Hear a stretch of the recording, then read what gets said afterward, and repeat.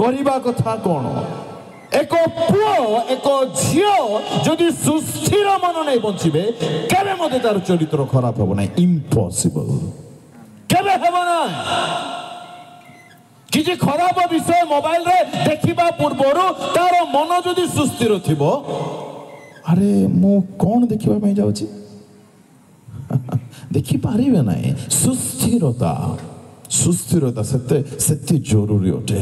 କାହାକୁ କିଛି କହିଦେବା ପୂର୍ବରୁ ଟିକେ ରୁହ, ଟିକେ ବ୍ରେକ୍ ଦିଅ। ତମେ ଭଲ କହି ଜାଣିଛ ଯେ ଟିକେ ବ୍ରେକ୍ ଦିଅ। କହିହେବ, ଗାଳି କରିହେବ, ନିନ୍ଦା କରିହେବ, ଅପମାନ କରିହେବ। ଶୁଣିଲୁ କି ନାନୀ, ହଇ ମାଉସୀ, ହଇ ଆତା, ହଇ ପିଉସୀ, ଏମାନେ ସୁସ୍ଥିର କି? କିଛି କହିବା ପୂର୍ବରୁ ଟିକେ ତୁନି ପରି ଟିକେ ରୁହ। ସିମ୍ପଲି କହିଲେ ବେଶୀ ଛୋଟପଟ ହୁଅ ନାହିଁ। ସୁସ୍ଥିରତା ଯଦି ରକ୍ଷା କରିବେ ପାପ ହେବ ନାହିଁ। ସେଟା ବଡ଼ ଆଶୀର୍ବାଦ ଅଟେ। ପ୍ରେଜ୍ ଦ ଲର୍ଡ, ହାଲେଲୁୟା। ସର୍ବ ଅବସ୍ଥାରେ ସୁସ୍ଥିରତାକୁ ବଜାୟ ରଖନ୍ତୁ। ତାହା ମୁଁ କହିପାରୁନାହିଁ। ପରମେଶ୍ୱରଙ୍କ ସମ୍ବନ୍ଧରେ ଗୋଟିଏ କଥା ସର୍ଟଲି କହି ମୁଁ ସାରିବା ପାଇଁ ଚେଷ୍ଟା କରୁଛି।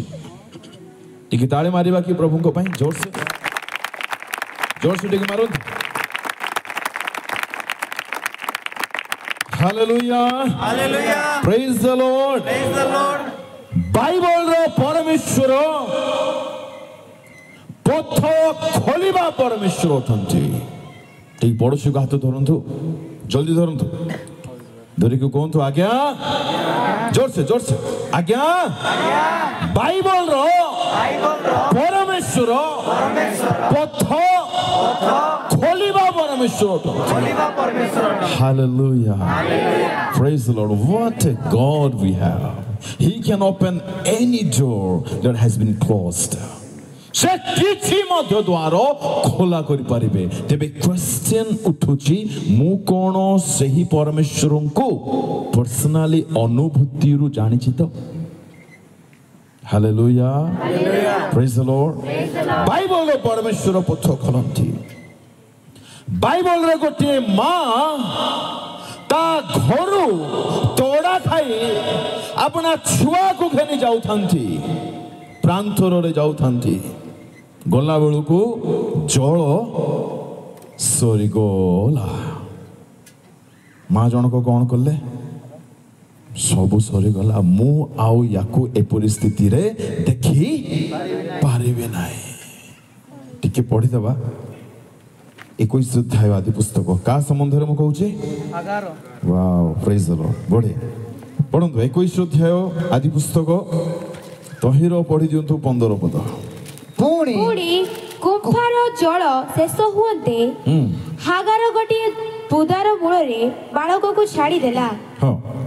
ପୁଣି ସେ ତାହା ଆଗରୁ ଦୂରକୁ ତିରେକ ପରିମାଣ ଯାଇ ବସିଲା, କାରଣ ସେ କହିଲା, ବାଳକର ମରଣ ମୁଁ ଦେଖିବି ନାହିଁ। ବାଳକର ମରଣ ମୁଁ ଦେଖିପାରିବି ନାହିଁ। ପ୍ରଭୁଙ୍କ ଲୋକମାନେ, ଜଳ ସେଠାରେ ଶେଷ ହୋଇଗଲା। ମା କହୁଛି, ମୋର ଛୁଆ ବର୍ତ୍ତମାନ ମରିବା ଉପରେ, ଯେହେତୁ ଆଉ ଜଳ ବା ଜୀବନ ଆଉ ନାହିଁ। ଶୁଣନ୍ତୁ ପ୍ରିୟ ମା ମାନେ, ବାପା ମାନେ, ଭାଇ ଭଉଣୀ ମାନେ, ଯଦି ଆପଣ ମାନଙ୍କୁ ଲାଗୁଛି ଆଉ କିଛି ହେବ ନାହିଁ, ଆଉ କିଛି ରାସ୍ତା ନାହିଁ, ସବୁ ସରିଗଲା, ଆଉ ମୁଁ କ'ଣ କରିବି, ଗଲା ତ, ପାଣି ତ ନାହିଁ, ମୋ ଛୁଆ ଏବେ ମରିବ, ଆଉ କିଛି ହେଇପାରିବ ନାହିଁ, ମୋର ସ୍ୱାମୀ ଆଉ କେବେ ସୁଧୁରି ପାରିବ ନାହିଁ, ମୋର ଯୁବକ ପୁଅ, ମୋର ଯୁବତୀ ଝିଅ, ତାର ଭବିଷ୍ୟତ କେବେ ଗଠନ ହେବ ନାହିଁ, ସେ ପୁରାପୁରି ବର୍ବାଦ ହେଇଗଲାଣି, ତାର ସ୍ୱଭାବ ପୁରାପୁରି ଖରାପ ହେଇଗଲାଣି, ସେ କେବେ ଆହୁରି ମଦ ଛାଡ଼ିବ ନାହିଁ, ସେ କେବେ ଆହୁରି ଗିର୍ଜା ଆସିବ ନାହିଁ, ସେ କେବେ ଆହୁରି ପରିତ୍ରାଣ ପାଇପାରିବ ନାହିଁ। କିଏ କହିଲା? ଏଇଟା ଆପଣ କହୁଛନ୍ତି। ଟିକେ ପରମେଶ୍ୱରଙ୍କୁ ଏଲାଉ କରନ୍ତୁ ସେ ସିଚୁଏସନରେ। ପ୍ରଭୁଙ୍କ ଲୋକମାନେ, ବାଳକର ରୋଗ ପରମେଶ୍ୱର ଶୁଣିଲେ, ଯଦି ବାଳକର ରୋଗ ପରମେଶ୍ୱର ସେଇଦିନ ଶୁଣିଲେ, ଈଶ୍ୱରଙ୍କ ସମ୍ବନ୍ଧରେ ଲେଖାଯାଏ, ଆମମାନଙ୍କୁ ପରମେଶ୍ୱର କାଲି ଯେପରି ଆଜି ମଧ୍ୟ ସେପରି ସେ ଅପରିବର୍ତ୍ତନୀୟ ପରମେଶ୍ୱର ଅଟନ୍ତି। ସେ ଯଦି ହାଗାରର ପୁଅକୁ को पुणी थोरे जीवन दे पारिले ता पई जदि द्वार पुणी थोरे खोला हे पारिला आमो पई मध्य से द्वार निश्चय खोली पारिबे हालेलुया प्रेज द लॉर्ड जमान को पाटिरु आमेन बाहरु नाही तांको ठारु दरिद्र लोक के नांती हो I am sorry this is fact